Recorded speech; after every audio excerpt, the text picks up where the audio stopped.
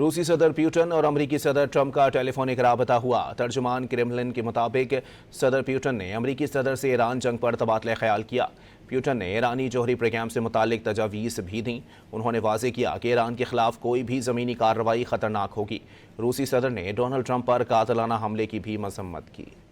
روسی صدر پیوٹن اور امریکی صدر ٹرمپ کا ٹیلی فونک رابطہ ہوا۔ ترجمان کرملن کے مطابق صدر پیوٹن نے امریکی صدر سے ایران جنگ پر تبادلہ خیال کیا۔